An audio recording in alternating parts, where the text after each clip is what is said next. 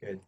Okay, so this is my perspective on things, and as I said, I'm looking at astrology and world history and present concerns and things like that. And so my worldview is very much always connected here to this astrological celestial worldview. And this is like a lovely image from 1918. 1918, yeah. It's, kind of like that classic style of the late Art Nouveau. Right, I was going to say Art Nouveau, yeah. The lovely Earth position. There's the moon off to the side. And it's interesting because I've had this image for a while, and how also interesting that it was in 1918 that we had the Spanish flu Oh, right, yeah. epidemic. Yeah. And here we have kind of like these somber characters looking at the earth from both sides, which I find also very interesting and probably appropriate, because that was such a major calamity. But I've been finding astrologically here, now that we've got the pandemic of COVID-19, and now it's the 1st of May, 2020, and there has been some ideas about what might happen, or maybe conjectures. There's certainly been some models that they looked at to find out, how could it progress. But now, we've got a couple of months of the real thing, so Right. we can really see it. And but there's always been, especially since this particular, Spanish flu epidemic in our modern world, there's been a worry that it could be that bad. Right. And there was between like 40 and 50 million people who died. Oof. I mean, imagine that, that could wipe out, the equivalent of a whole country today. Right. Yeah. But the pattern that shows up here, I'll get into that and how it is connected with this Saturn-Pluto alignment. But basically, starting with this particular image, there was a Saturn-Pluto conjunction, 3 different conjunctions in Cancer in 1914 and 1915. And what the heck happened in 1914? But we had the First World War. Right. Yeah. And the interesting thing about the 2 parental signs, which is Cancer and Capricorn. In Cancer, it was like this sense of the families getting together, or the clans, Mm-hmm. my nation, my country, and we're going to beat the shit out of you. And because it was a colonialism. All right, yeah. And that's what really sparked the First World War. And so it was very, I don't want to say tribal, but it was definitely nationalistic, imperialistic, and a lot of these powers at the time kind of like wanting to say, I'm going to get my place, and screw you. And then we had, of course, the First World War. And the things that is kind of like underpinning, not only that, but what's happening today in 2020, is that there was so much carnage, a lot of disease, a lot of filth, and there were a lot of animals that died. All right. Know that, but there was still, of course, cavalry back then. Yeah. They used donkeys and horses and mules and so forth to, carry weapons and so forth, Right. battlefields. And again, just terrible things. I remember a few years ago reading All Quiet on the Western Front, Uh-huh. Classic novel that was hopefully, I think the author really wanted to say, can we stop all of this nonsense with wars? Exactly, yeah. The basic idea about it. But he also described some of the terrible things and the conditions of the animals during that time. And so a few years of that, and then, by 1917, then it, started to really expand into what we know now as the Spanish flu. So that's kind of like the starting here. And then I go towards, the larger picture, my astrological picture, looking at the zodiac And interestingly enough, the zodiac with the word zoo in it, it is a circle of live things. And a lot of people don't know that when they think about the zodiac. But again, all of the live things around the 360 degrees, you know, the sun goes around, not the sun, but of course it's the earth going around, you know, the sun, going through the different 12 signs. And so this is my backdrop on looking at a lot of these different things, not only historically, but also even philosophically, that this is my kind of like my reference point. In fact, I'll be showing a couple of different charts as I go along with this idea of this is how I think. This is my reference points. You know, when I take a look at a couple of these different charts and so forth, then I'll point towards a couple of different things that kind of, to me, jump out that helps to explain what's going on. But again, this is just my reference point. Now that we have not only the zodiac and the 12 signs, but then we have, of course, here are the players, the actual planets in our particular solar system. And a lot of astrologers would also pay attention to some asteroids and some fixed stars. But these are kind of like the major players here. And the two in particular, can you see my cursor as it moves here around Pluto? Okay, good. So this is one of the culprits, if I can call it that, and it aligned over here with Saturn. Okay. That is the big alignment, not only here in 2020, but also in the First World War. In another parental sign now in Capricorn, and we'll get to that. But my basic sense, and this is why I like this particular image here, it's like a cosmic phonograph. All right. Yeah. And you can see, you know, the stars within the disc, you know, being played, and truly think of it that way, that it's the music of the spheres. Right. And there's sometimes when, let's say, the big heavy planets get together, and then you have like the heavy bass drums, boom, boom, boom, boom, boom. Or it could be like a nice little Mercury-Venus alignment, and then you get like Peter and the Wolf. Oh, all right. You know, and there's these good times and bad times, and there's these seasons that are like the summer, like the autumn, like the winter.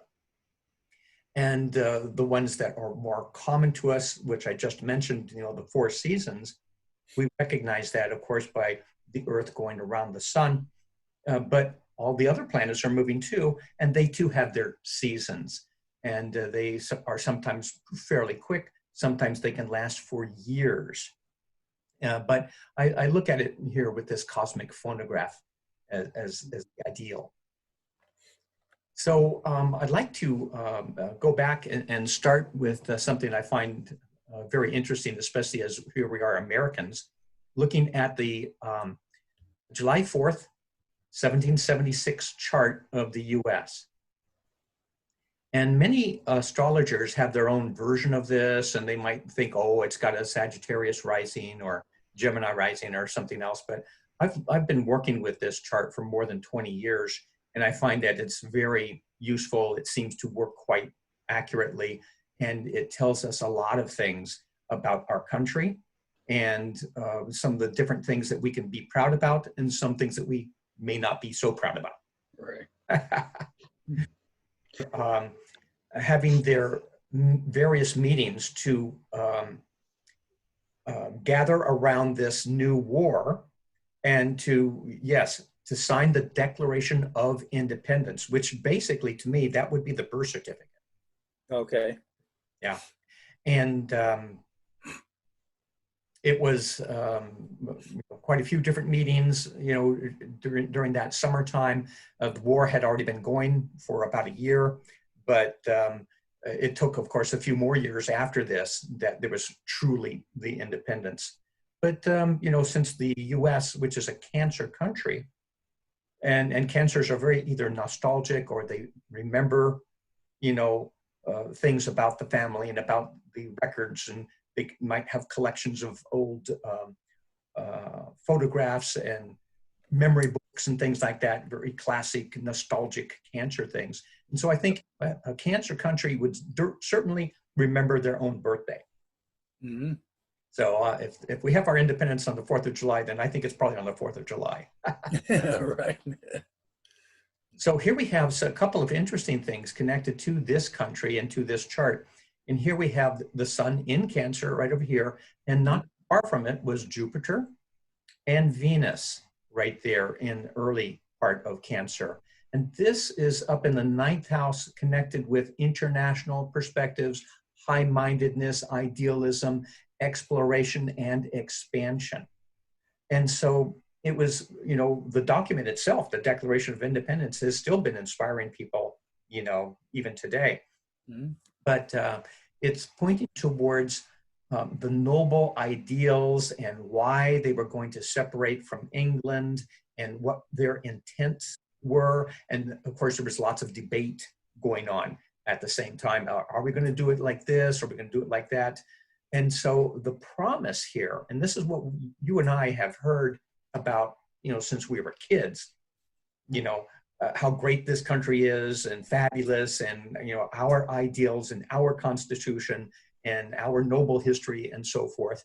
And that's part of, again, the classic Cancer dynamic, which is, you know, us, you know, you and me against the world. You know, it's the group, our clan, our family. Even though it's up there in the 9th house of, okay, now we're going to interact with, you know, other people in the world, other countries in the world, we're still going to, you know, in our noble manner, with sometimes Jupiter, it's in a very great placement right there, but it can exaggerate things, think itself a little bit more clever than it is. And so that's been the PR of this country, you know, since the get-go, you know, how great we are. In the meantime, we've got these two other planets here in the 8th house, and this is the 8th house of death, as well as of complex financial matters. And Mars is the god of war, and it represents in a nation's chart like the military, as well as defense and police and things like that. And here it is in Gemini, which is another dual sign. Cancer is also dual. People don't know that, but it's got the two signs, you know, right, back by left and right. And also it represents the breasts, which is kind of like the mother energy. And sometimes it's, you know, mother knows best, or, you know, if mama ain't happy, then ain't nobody happy. You know, those sides of Cancer too. So Mars, as well as the planet Uranus, are also in Gemini. And that is also dualistic. So we've got this split that shows up in several different situations in our history, in our politics. And we have, like, you know, the Senate, we have the House, but we also have the rich, we have the poor. And at this time, 1776, we had the land few who could vote, and the majority who did not have a lot of wealth, and they could not vote. And then we also had the slave holders and the slaves. Slaves, yeah. And all of that is right here in the chart. You take a look at, again, the split itself with Gemini, and then the planet representing kind of like the masses and the poor and downtrodden is usually going to be found over here in Neptune. Neptune here is in the 11th house. And the 11th house is, again, very idealistic and talking about, give us, you're tired, you're poor, you're hungry people searching for the great life, the good life, another chance. You know, very idealistic in that sense. Yeah. But Neptune is in Virgo. And so to me, it represents also slavery. And it, at 22 degrees, squaring Mars at 21 degrees. So it's a pretty close square from Gemini over here to Virgo. And again, that was kind of built in 1776, like a fire charge connected to injustice and slavery built into the system that at some point it's going to blow up. Blow up, yeah. And it did. Now, one of the other things connected to that, especially since I'm talking about the problem of slavery from the very beginning, so it was a compromise, which is kind of a sacrilege to all of this wonderful stuff up here in the ninth house of the high idealism and so forth. But again, that square just kind of said, well, no, it's not, totally free. Right. Just free for us who signed the document. So Uranus is also here in Gemini. And it takes 84 years to go around the zodiac. It's the ruler of Aquarius. And it is very much interested in innovations, ideas, idealism, again, working for the little guy or the individual and wanting to be fair and understanding. And it is also in this split sign of the Gemini. Oh. We've always had these two parties. Yeah. Two political parties, always. And they call themselves different names over the centuries, but it's two options. And sometimes the third that tries to, have a say so, but they quickly knock it out of the way. We're back to the two parties always. It's such a dualistic nation, and it shows up that way. Well, anyway, as I said, 84 years it goes around the zodiac. So 1776 plus 84 is 1860. Oh, okay. The Civil War, right? Civil War. It came around perfect on time. That said, built into the system itself was this duality, was the slaveholders and the slaves, and it was really tearing the nation apart. Right. And then, of course, it blew up in the Civil War, but right on time. And in the meantime, here in this natal chart of the U.S., we've got the moon in Aquarius. And the moon in any political chart is more about the people. As I said, Mars is about the military and the police. Venus could be the females in general, but also the artisans, the musicians. They're like whole groups of people that each of these planets represent, which is pretty cool itself. Interesting way of looking at charts and mundane charts. But anyway, the moon is down here in Aquarius in the fourth house, and it's a bit like the sense of we are free to have our land, our space, because the fourth house is all about land and farms, and what a big land that there's so much promise to be had here, and each of us can have that possibility to build our home. And you think back to the late 1700s, the 1800s, and so forth, pioneering times, but also innovation times. First of all, of course, the land was not built up by the Native Americans. This is the part that, again, these people who are talking about our country, the United States, we do have not only slavery, but we're going to take care of the tribes that are here already before us and not really include them too much in the equation, because we're busy with our manifest destiny, which is the idealism, again, found in this exaggerated chart, that is that push towards our place, our land, really either forgetting or conveniently ignoring the fact that it's already populated, by the Native Americans. And so, again, here is this split, showing up here of innovative, technologically savvy, and there always with Aquarius, there is a sense of let's find those gadgets, those tools, those innovations that can be labor-saving devices. And America's always been really great with that. The newest, the best, let's have the railroads, Thomas Edison, another Aquarian. Uh, Let's let's have all kinds of electricity and phonographs and radio and wire systems and so forth. That Aquarius has always been very forward thinking, and that's helped this nation to grow very, very quickly and to have a very high standard of living for a long time. But um, the third dynamic here in charts, and this is true with anybody's chart, I think of the sun as the important thing first, then comes the moon as the emotional expression of self, and then the rising sign or the ascendant. And that's kind of like the outer personality. And it's over here in Scorpio, and I have calculated here 8 degrees Scorpio. So this is when I think of Teddy Roosevelt. He says, talk quietly and carry a big stick.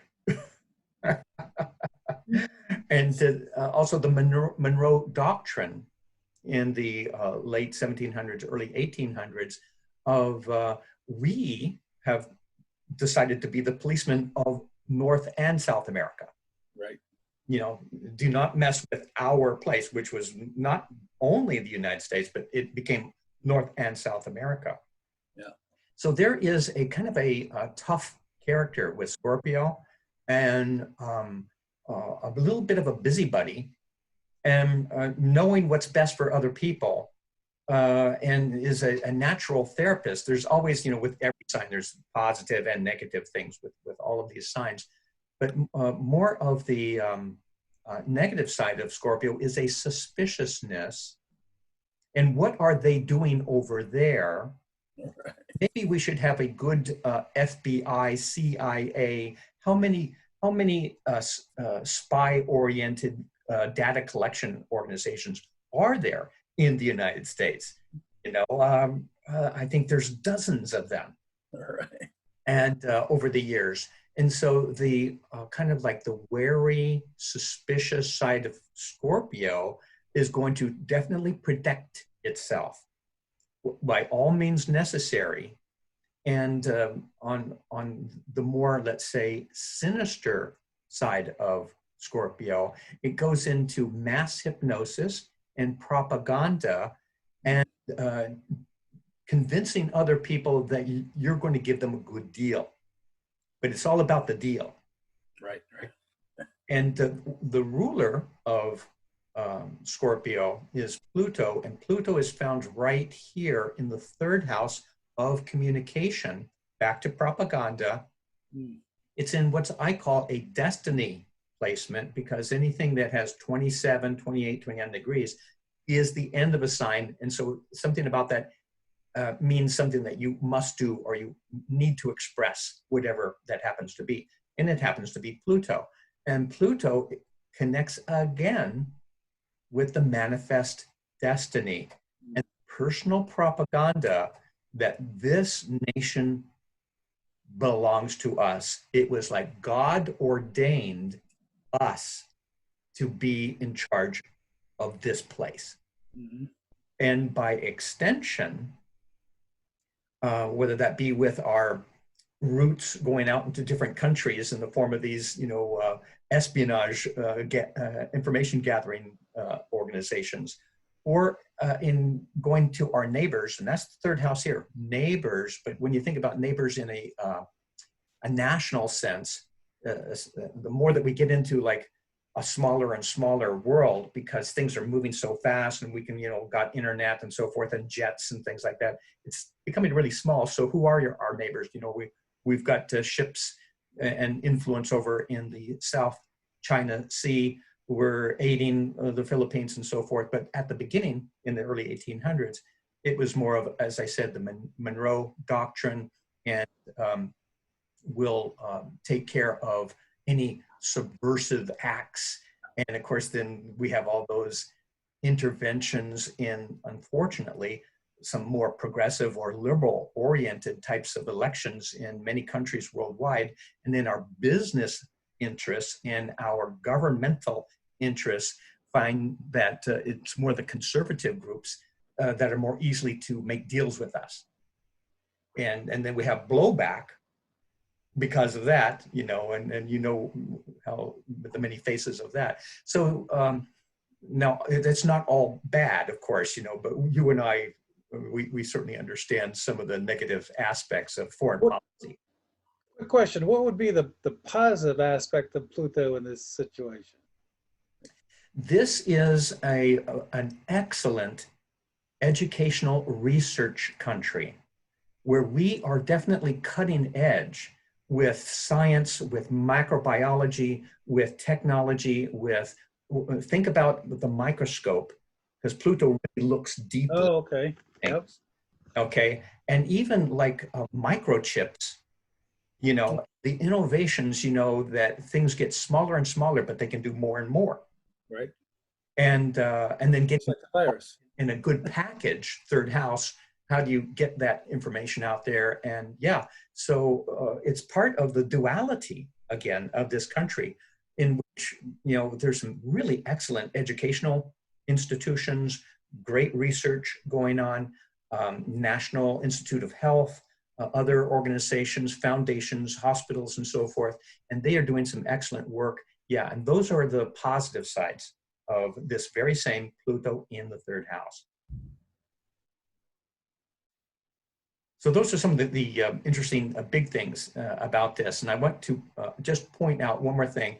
Pluto is at 27 degrees, 33 minutes here, okay?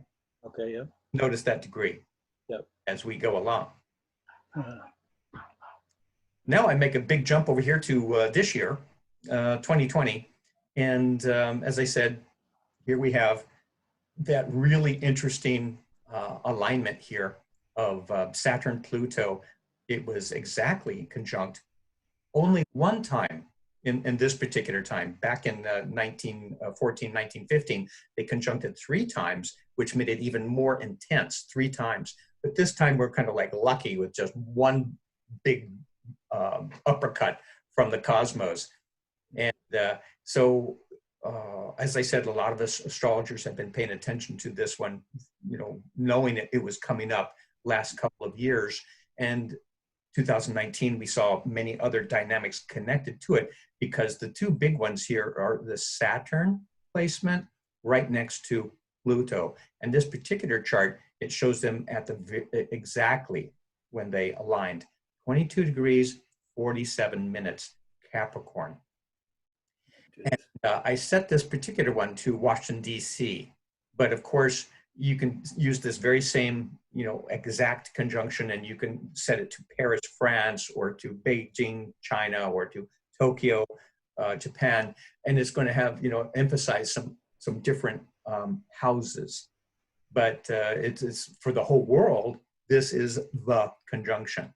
And not only did we have the Saturn-Pluto there in Capricorn, but very close to it, we have Mercury, also in Capricorn.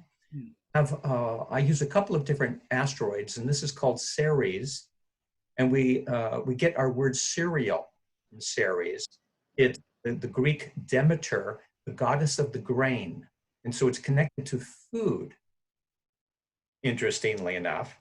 All right. It is also right next to these, I mean, within minutes of each other. Only less than a degree away is the sun, also in Capricorn.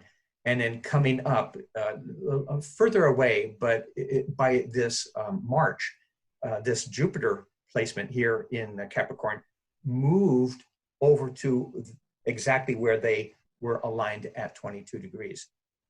And then coming, you know, up and behind, here we have Mars and Sagittarius at that very same time in January. And then it too is moving. In the last month or so, it was also on top of all of this alignment stuff. And so that's when things really got deadly and dangerous and even more exaggerated. But it's interesting just to see when these 2 got together. But again, they weren't alone. You know, it's more of a combination of things. So as I said, I was looking at this politically, Hmm. Knew that whenever these two get together, be on the lookout for dictators, Hmm. oligarchies, plutocracies, ruled by the wealthy, Yep. especially in the governmental sign of Capricorn. Then it's like the mafia moves into the Congress, moves into the White House, and I'm going, is that perfect? Right. We take a look at this. This is calculated here for the Washington, D.C. and the U.S. But again, this is a worldwide alignment. So from North Korea to China to Russia Russia. to Israel to Brazil, I mean, around the world. I mean, the guys in charge are thugs. They're criminal, and it was kind of like moving in this direction for some years. Yeah. And we really saw some of the fallout from that, because oftentimes, as I said, plutocracy and the oligarchy, it's a siphoning off of governmental funds, as well as governmental and social services, so that there can be a profit for the few. Right. And again, this has been cooking for a while. In fact, one can take a look at this Pluto placement. Here it is in Capricorn. It takes about 248 years to go around the zodiac. So it's moving very slow. So pay closer attention to it, but it kind of works behind the scenes, which is perfect for that. It was the ruler of, again, Scorpio. So it was in 2008 that Pluto went into Capricorn. Oh, what was happening in 2008? Right. Boom. Yeah. Exactly. And immediately comes the bailout of all of the gambling-oriented big businesses and Wall Street and the hedge fund gamblers, and giving the money again to the wealthy. And so Pluto, which has got kind of an underworld mafia thing, Right. has moved into the government and working with the government with more and more lobbies and so forth. And boy, any sorts of positive social programs that Obama was wanting to do, and the great promise of what he was trying to provide at that time, he had zero budget. I mean, he couldn't really do anything. Right. It's stolen, with this terrible gambling thing, and then this really big recession that came on, really pretty much coincidental when Pluto entered Capricorn. How interesting that is. Right. So it's been, taken all those years for it to come up here to this 22 degrees Capricorn placement. In fact, just a couple of days ago, it went retrograde at 25 degrees in Capricorn, and it's going to go back over some of this. So when is that going to happen then? It's going to be all during the summer. Oh, okay. Yeah. And I've got a chart here also of the November election that we'll find out where this Pluto placement will be at that point. But usually it's kind of working in the background. But in this particular case, you see that it's like it was a meeting, a focus point of quite a few planetary energies that are all kind of showing up right now. Let me see if this next picture kind of points towards something appropriate. Yeah. Yeah. All right. Limbo or hell? Hell and damnation. All right. Oh man. But some of the things that were happening in 2019 as they were getting closer and closer were all of the fires. Remember that? Oh, right. Yeah. California was burning, the Brazil, the Amazon forest, and then it was terrible in Australia. Yeah. And again, millions of animals died. Oh, right. And here, then we come up to this point here, that I wasn't really seeing it before, but there seems to be a Pluto-Saturn alignment with the misuse of animals and dirty conditions that creates bugs, that creates illnesses and diseases. And Well, right here, 2 days before this alignment, so basically on the 10th of January, they had the first death in Wuhan, China, right, from the wet market. right. And you may know what's going on with the wet markets there, but really dirty conditions and cages stacked on top of each other. And so they're urinating on each other, and they're selling these, live animals. And not only, they are endangered species.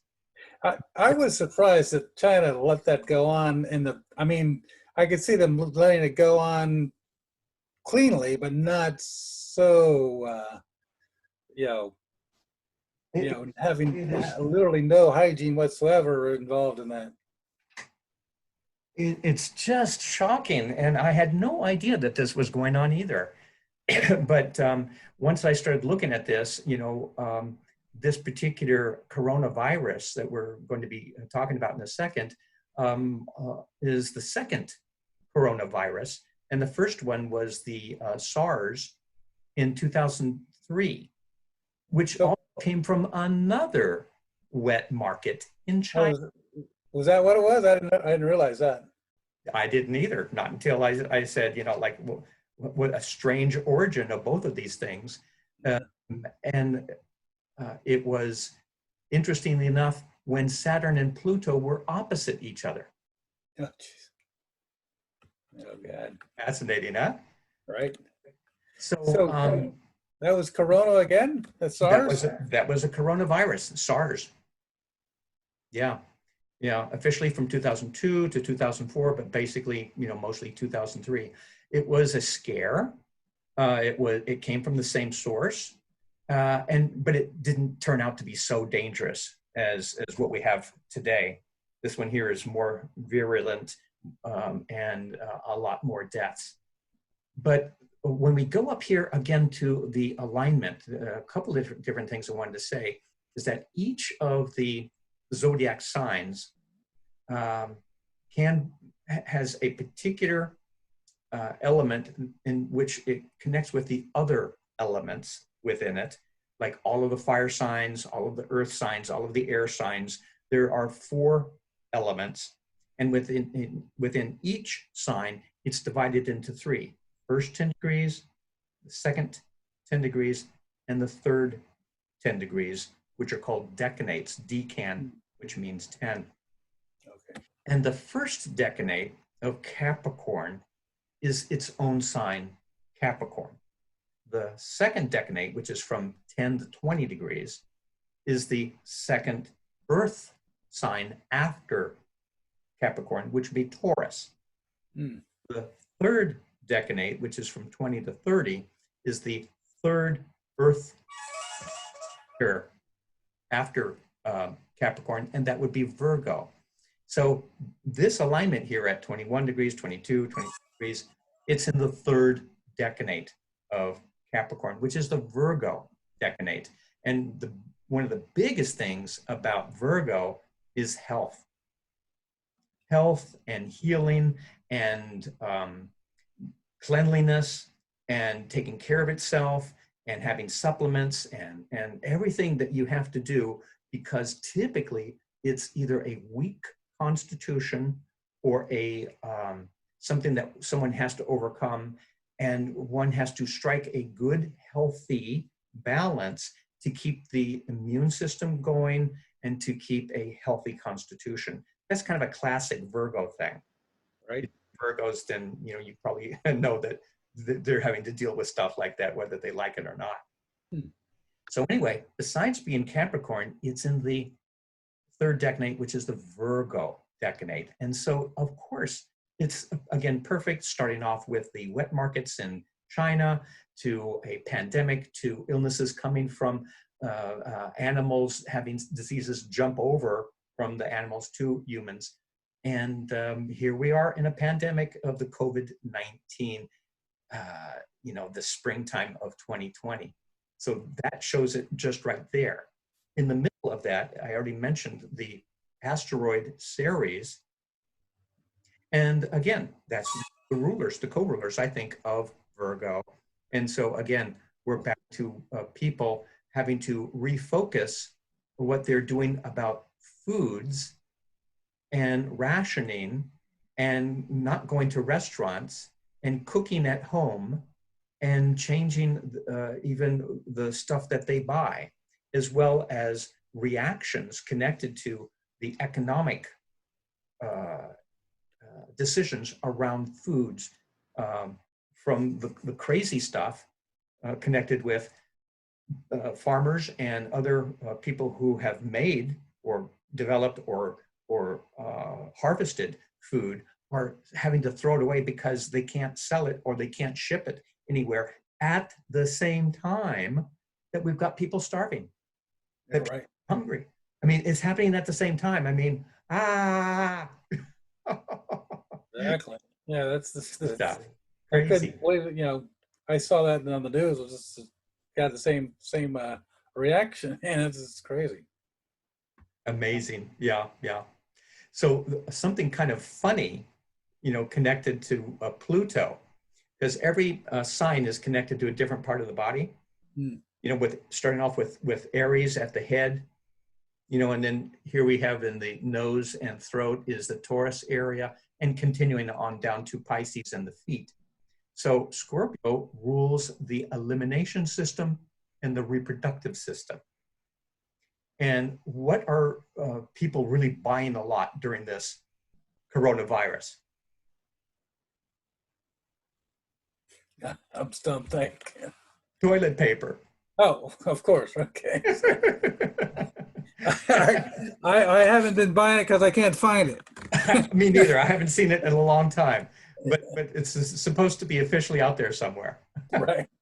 But I was thinking, and then a lot of people are scratching the springtime saying, okay, so it's very dangerous. We might catch something. What's the deal with the toilet paper? Right. And of all the things that you have to buy. But right. As an astrologer, we're kind of laughing about it because Pluto is in the mix. The other interesting thing about Pluto with the reproductive system is that there's many people who are calculating with their watches, and in about 9 months from now, right. we're going to have some corona bombinos right. to the world. Yep. That's my prediction. Yep. They had the baby boomers. These are going to be the corona virus boomers coming up. Now, the other thing connected to this very same alignment here, Capricorn is the adult. It is the older authoritarian, and it represents governmental groups, people, and people of more esteemed positions, and the elderly. This is where the alignment is, and the elderly are going to be a target. Oh, okay. Yeah, they are vulnerable. This is the weak point. And they are especially in danger at this time. But as an astrologer, you go, it's Capricorn, hello. Yeah. And then on the Mercury side, and Mercury is only 1 degree away over here, also in Capricorn. Mercury is the lungs. And again, we're finding with this disease, there's a focus upon the respiratory system, and that could lead to pneumonia, but also damage to the lungs itself too. And there it is, all right next to each other. Right. Then the sun is involved with this alignment too. And the sun, especially in Capricorn, are the leaders getting involved personally into the whole dynamic, instead of, say, stepping aside and making a couple of rules, regulations, legislations, and saying, okay, now get it out there. No, we've got them personally getting involved. Of course, under Trump, it's all going to be personal anyway with him. But, all these other personalities are adding their 2 cents and having debates about how we should go and how we should proceed and what's the right thing to do and who is the most able to steer our country in this time of need. I mean, it's very solar. It's a very, personal. So I find another interesting thing.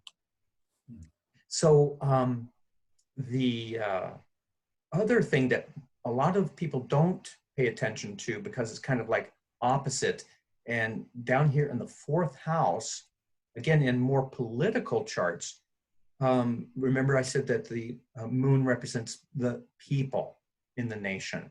And of course, this is pandemic, so it's the people, the citizens in many different nations.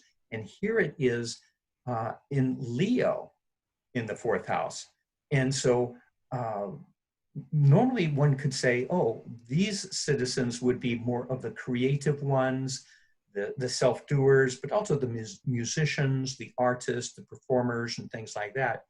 But in this particular situation, because there's a crisis going on, look for theater and drama connected to the whole thing. Wow.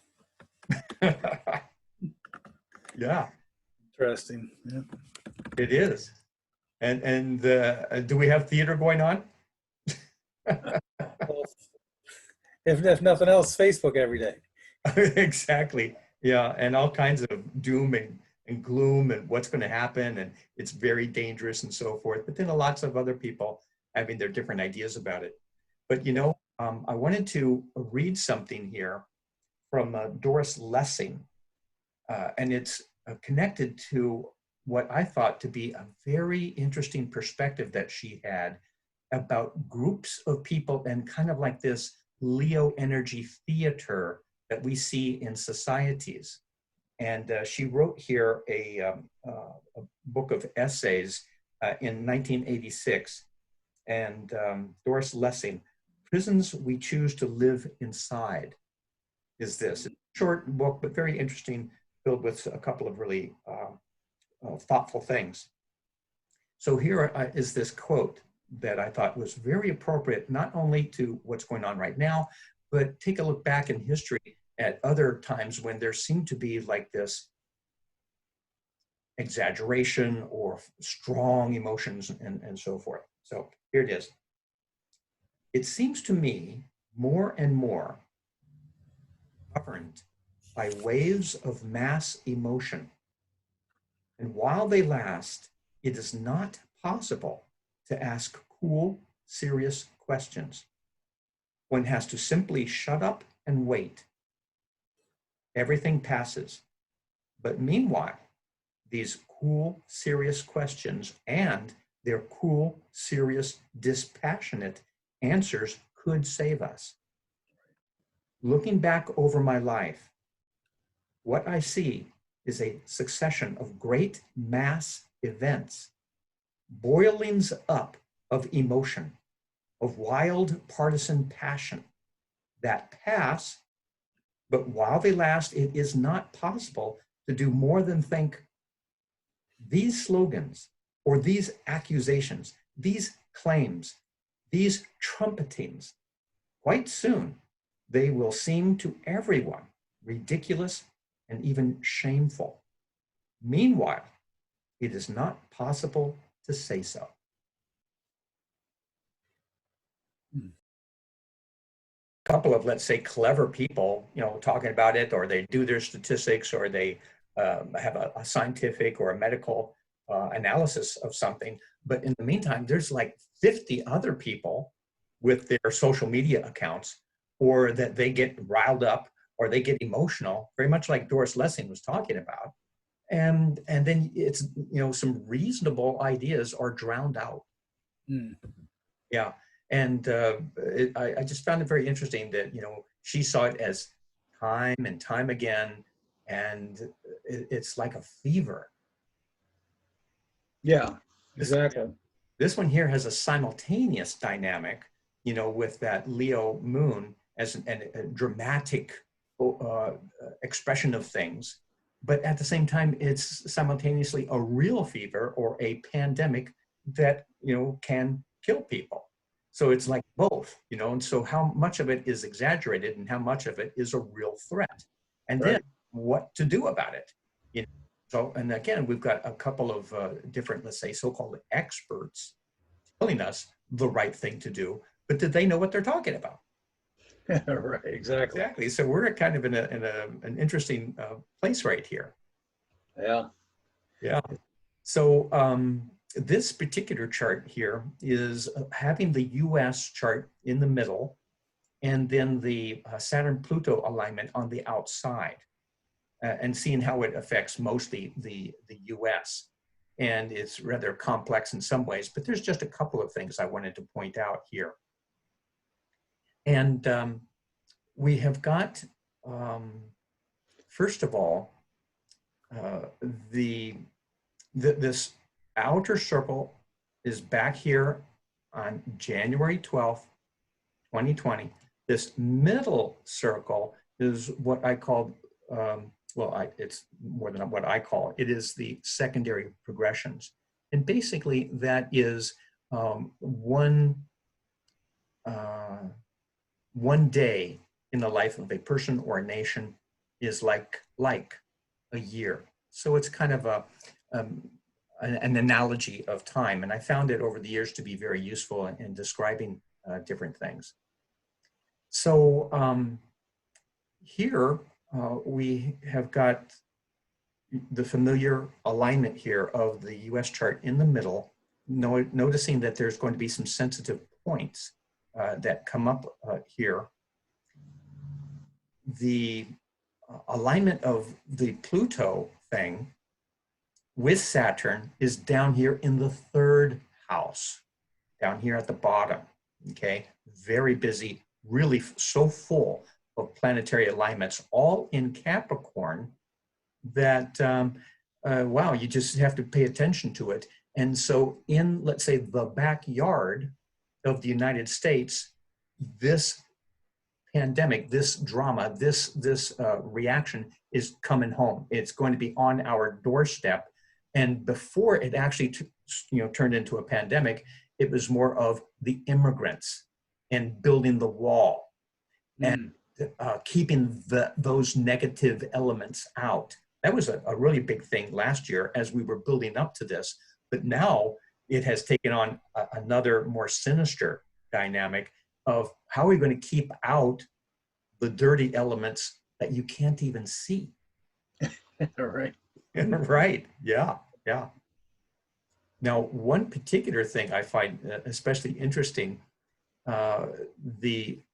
this midheaven of the exact conjunction in Washington, D.C. Here it is, that 2735. You see here at the very bottom? Okay. Yeah. Or on the side.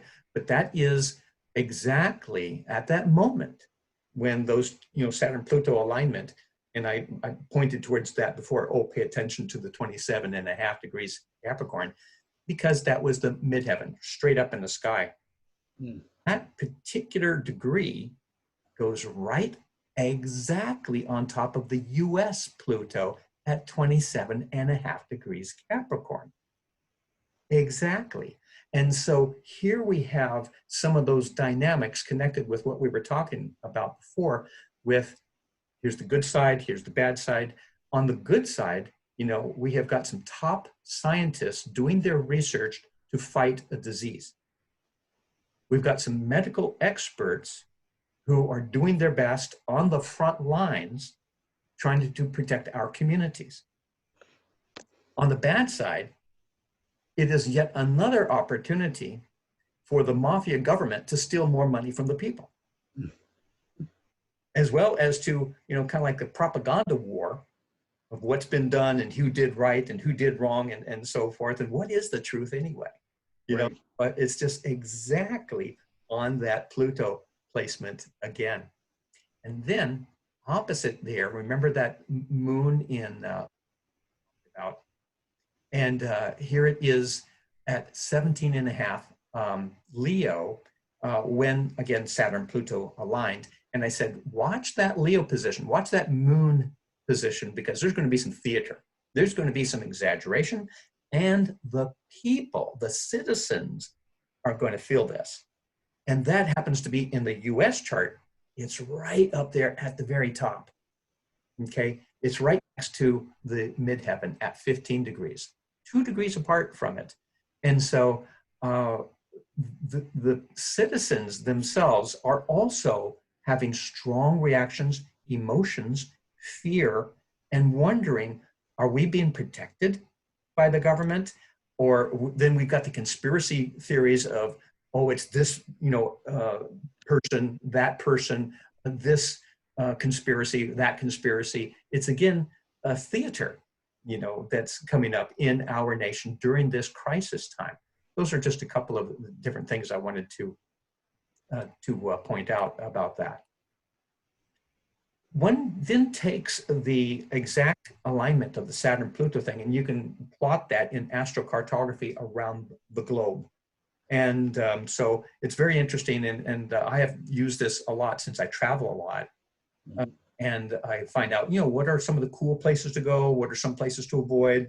What are some places, if I'm looking for a particular type of environment or experience, and you follow the planets, and the planet lines are all over the world. So the one's very interesting, again, to this Saturn-Pluto thing is this one here is centered upon Australia and Asia. And right here at the bottom, that's when we find the Saturn-Pluto at the very opposite of the US. The charts I've shown you so far, they were up in the top of the sky. This is here at the bottom of the sky, but it's the same conjunction around the world. And look, the line goes right up here through the middle of China. That was the origin point of the whole thing. Yeah. So if you do a chart for Wuhan, China, where it started, it's like the opposite, where in the US it's got a Taurus rising chart for this conjunction. In China, it's got the Scorpio rising chart, exactly opposite. And here, one could say the focus point, the root, that's what, that's at the bottom. The root, of course, is in China, right, with their wet markets and so forth. Then you go the opposite side of the world. Here you find the same alignments up here at the top in the middle of the sky. And where does it go on top of? United States. Yeah. These are like the poles in this whole pandemic thing. Right.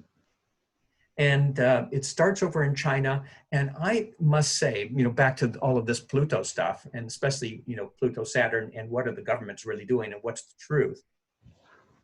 We haven't heard a lot about China recently in the last month about, how many people have been infected, how many people have died. My suspicion is that they're just not talking about it. They are not recording it. Oh yeah, it's probably 100 times more than what they're saying. I think so. Yeah.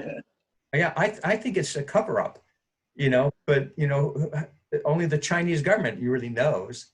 Right. They, of course, it's always about, they want to look good. They don't want to scare people. They don't want to have some of their products be confiscated or quarantined or ignored. So or for that matter, taken away and everything taken back to America. Right. Yeah, exactly. Right. Yeah. So very interesting. So the other thing that I find is that very same moon position that I've mentioned before as kind of like in Leo, and this is where the drama comes in. This is where the people will be affected.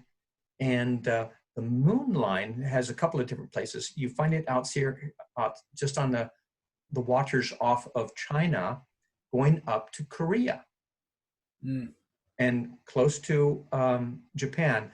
But South Korea especially was one of the first countries that was really hit hard. And that's where that moon is, right there. It goes through the Philippines. I don't know the numbers, what's happening down in the Philippines, but I'm paying attention to the moon line and how the people have been hurt or affected.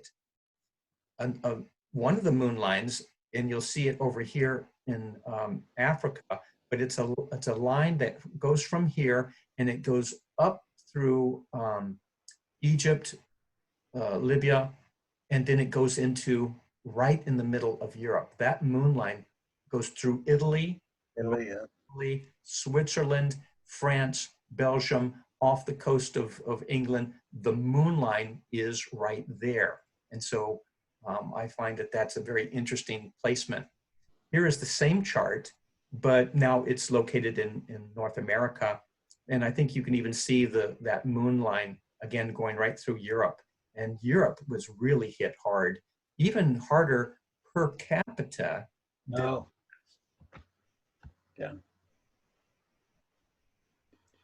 And here we have, and I just got this today, here we have the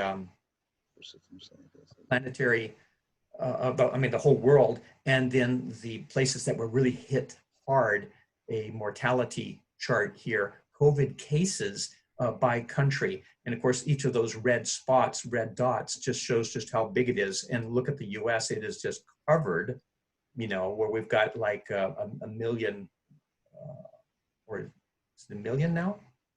Yeah, I forget, but is it like 63, 64,000 at this point? Is this per capita or is this No, it's just number of people. cases? Yeah, just the cases itself. Wow. So, similar to the astrological astrocartography maps, again, here is the US and here's Asia, really big, but that moon line going through Europe, you see how badly Europe was hit. Right.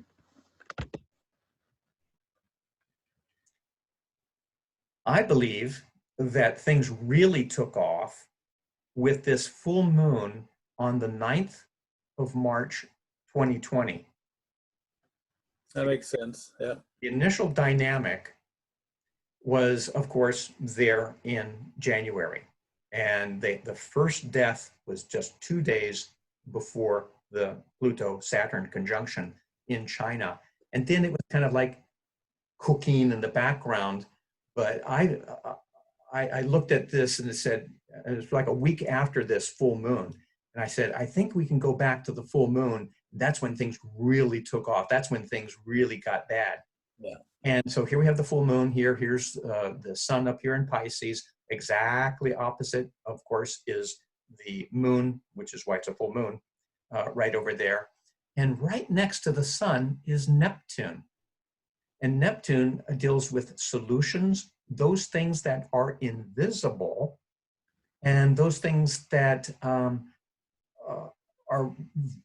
beyond the external borders of our skin.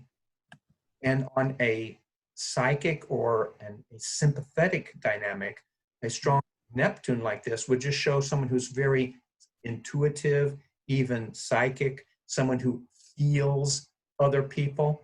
But in this situation, when the moon in the Virgo sign, Virgo about health and so forth, Neptune then turns into microbiology, microbes and coronavirus, and is right there as part of this full moon.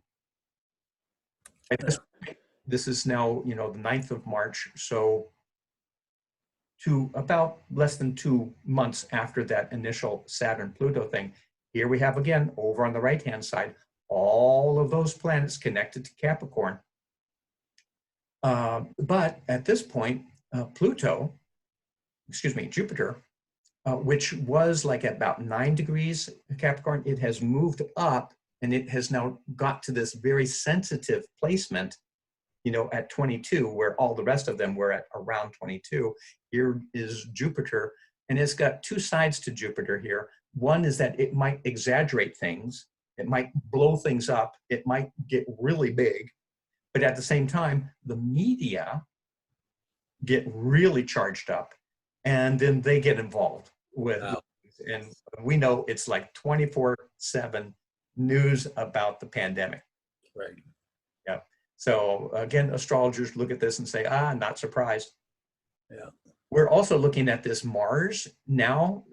Before, in January, it was in Sagittarius. Now it is in the middle of Capricorn, and it is moving up ever closer to that dangerous point. And again, we didn't see it so much in early March, but it really shifted at that point.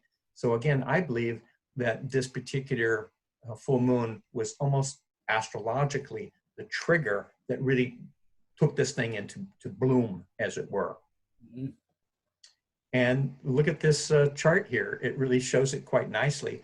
Here are the COVID cases Oh, Jesus. spring, and you can see It's like right on the money.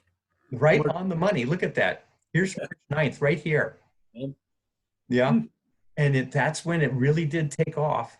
So, you know, and I didn't know, I just got this chart today, Right. but I was suspicious about it, you know, like a month ago. And it's right on the money. And Sure enough. it's really spiked up. Yeah. Now, here we have the Pluto-Saturn conjunction here in the middle, and that full moon that I just mentioned. And now together, because as I said, I believe that that's when, you know, it was lying in wait, ready to explode since January. And then March, boom, okay? And so again, here we have the Saturn moon opposition here, which is the full moon. Here we have again that Neptune right next here to the sun. And now we've got Venus on the left-hand side, Venus and Uranus of that full moon, and it is in Taurus. And so people are naturally, Venus is the ruler of Libra, and it wants to connect. It wants to socialize. It wants to, you know, a duet. Can we do a duet? Can we dance? Okay. It's right next to Uranus, which can exaggerate things. And so it's really the beginning, I think, of social distancing. We're not going to dance. We're going to keep away from each other. The invisible thing that we're kind of like, we don't know where it's coming from, but it's dangerous. or is it even there at all? Exactly. Yeah. Yeah. Funny. That's true. Here is the mortality rate here just yesterday. And I was a bit surprised to see this because, again, where that moon line goes through Europe, it's Europe that's really hit the hardest. Mortality, observed case through the fatality ratio. Percent of those being tested actually died. And you can see that Belgium here is number one, United Kingdom number two, both of them relatively high mortality rates in comparison. Here is the US way here next to the bottom here at 5.9%. I mean, it's still, of course, deadly wherever it happens to go. But this really shows that Europe got hit really hard per capita. This is as of what date? Yesterday. Oh, really? Yeah. This is the latest stuff. Huh. Yeah. Yeah. So I was a bit surprised, as I said, to see this. But when I looked at that astrocartography chart, and I saw, oh my goodness, that moon that could exaggerate things in Leo, and where's the drama, where's the theater going to happen, and which citizens might be really affected by this. Wow, it went right through Europe. And of course, you know, one of the things about being a first world citizen is that they travel more. Right. Yeah. And so it's the countries that travel more, you know, that, you know, it was passed, you know, with our cruises, with our planes, with our trips abroad and so forth. Yeah. See, that's why I'm just wondering about that US figure. If you look at New York, right? Yeah. Yeah. And the amount of people in that area on any given day stacked up on top of each other. And, you know, in some news reports, they're saying, oh, we just threw them in this trailer. We don't know who the hell they are, but we didn't have anywhere else to put them. So I'm just wondering if that's like 2 and 3 times or less than what it's supposed to be. The U.S. figure. Yeah, that's a good point. As well as like it's a brew. It's like so dense. You know, talk about social distancing. It's the opposite because they are so close together, right, each other. What's the population of New York? Is it 7 million or 8? Yeah, I know. I don't know for sure, but it's got to be that in that neighborhood. Yeah. Yeah, yeah.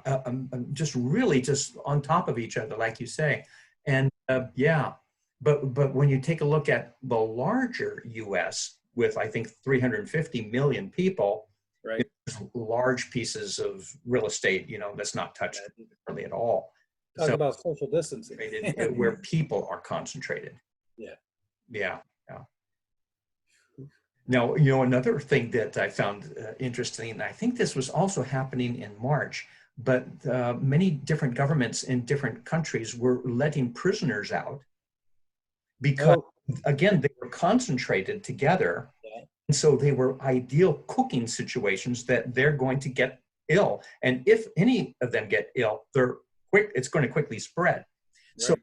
since March, many different countries, including the United States, have been releasing prisoners. It's instead of taking care of them and managing them. They're Uh-huh. just That's right. Yeah. And when I go back to the Pluto Saturn chart, because Pluto is, again, sometimes the mafia and the criminal element, incarcerated with Saturn and Capricorn, but because of this, they're being released. You're right. I go like all over the place for my job, and I was at FedEx the other day. This is like 2 and 3 days ago, Mm-hmm. and we were in the depot, huge depot, and you walk through there, and probably a good third of them are sitting together, no masks, and the management's told them, we want you to do this, and they're like, we don't give a crap. Exactly right. Yeah, back again to the classic thing that's very American. You can't tell us what to do. Right. But they seem to obey a lot of other rules quite easily. Right. It's like, so kind of a false sense of independence, but that rugged individualism is part of the PR again. It's really quite interesting about that. Yeah. I came up with this really cool visual here, history of pandemics. And if you want, I can go ahead and send that to you too. But at the very top, it shows the chronological thing and just how big these various pandemics were. I'm going to blow it up in just a second, just so you can read it a little bit easier. But it is very interesting. You can see like there were these major, like the Black Plague. Oh, right. In Europe, that just wiped out, like, I think a third of the whole population, and then we've got some, various other like smaller sorts of pandemics. So anyway, the one at the top just shows the chronological thing going all, back into history. And on the top here, left, the reddish one is HIV. So it's, really? You can see how major that is. And then this other one, there would be the Spanish flu in green. Jeez. And where they had, 40, 50 million people died. But AIDS, in comparison, wow, it's really huge. That's really huge. The thing that I found out, and I wasn't really paying attention to it before, but after doing the Saturn-Pluto alignments, there was a Saturn-Pluto conjunction in the relationship sign of Libra in 1982. And that was the beginning of the AIDS epidemic. Yep. And there, from the early 80s, then slowly got stronger and stronger until, it was, again, a major thing. But let me kind of blow this up so you can see it a little bit better.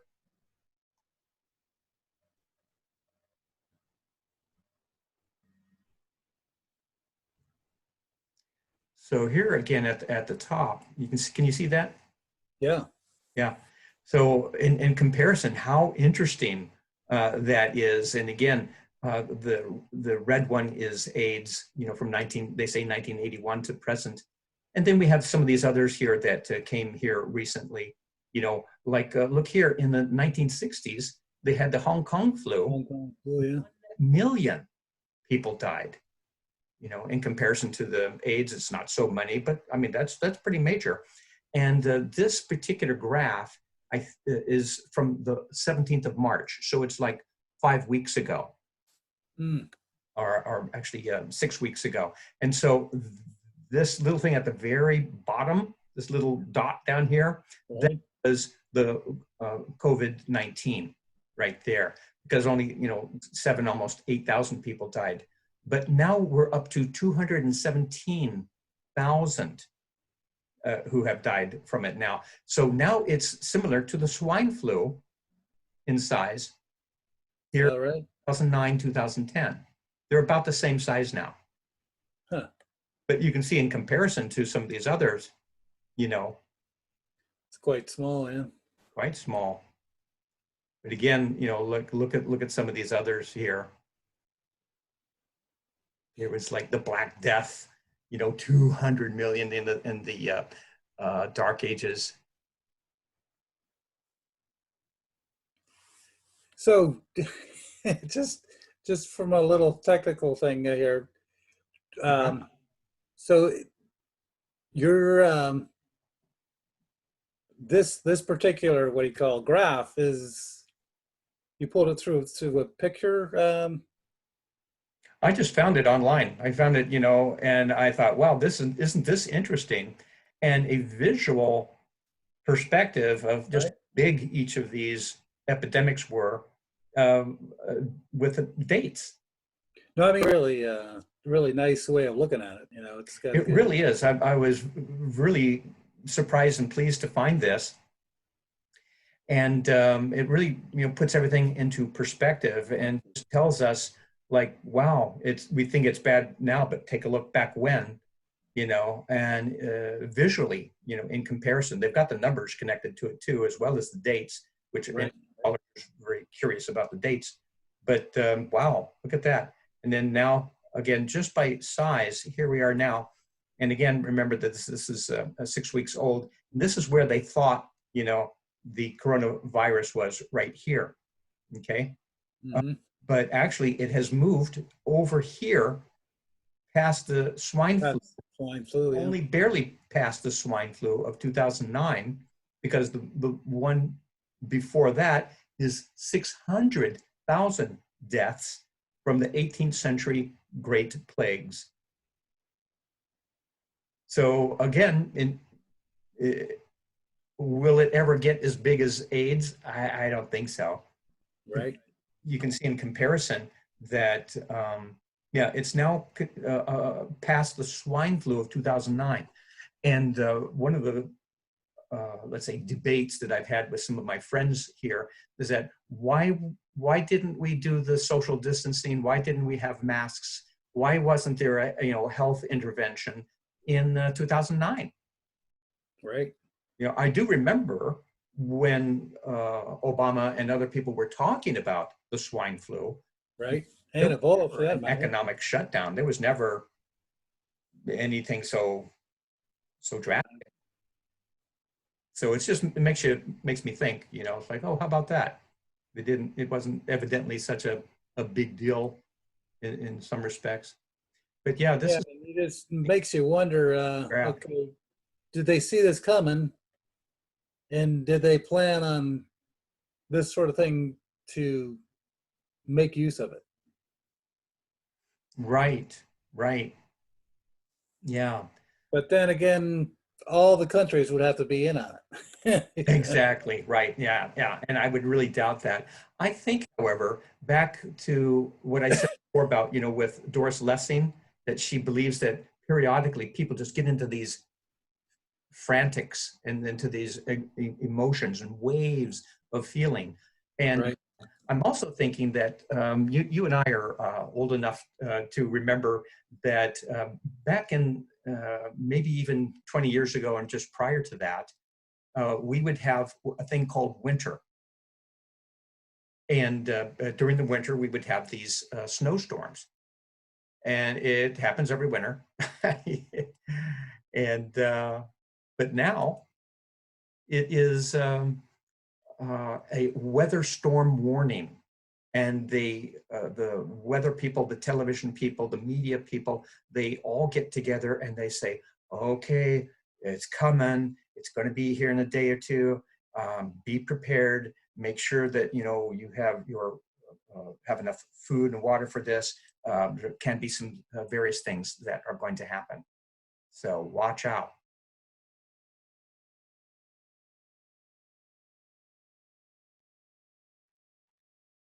And that brings us up here to April of 2020. And I find this very interesting. I again take a look at that original Saturn-Pluto alignment. This original Saturn-Pluto thing. And up here in the 9th house, Jupiter is also in Capricorn. Remember that it is a Virgo decanate of Capricorn. And again, health and health-related sorts of things. The asteroid Ceres is involved here too. And this whole thing of the sun, and the sun was right next to the Saturn, Pluto, and Mercury up there too. It's been my belief for a long time that the sun is connected with superheroes. I mean, it is the sun. It is the great orb, the light source here in the middle of our solar system. And Hollywood grabbed a hold of that, bigger, better, stronger. It is a solar energy as well as a great imaginative idea of, individuals can be much, much greater and fantastic. So yeah, solar energies are, I think, connected to all of the superhero dynamics. I imagine you would have to add the technological digital aid of Uranus with that, as well as Neptune of the visuals and possibilities and dreaming, the great dreams. But in this sense, in this example here, superheroes today are those working in the front lines in the medical field. A great honor for them. It's a lovely image that, again, I came across in social media, but really quite appropriate for what's going on and acknowledging the people.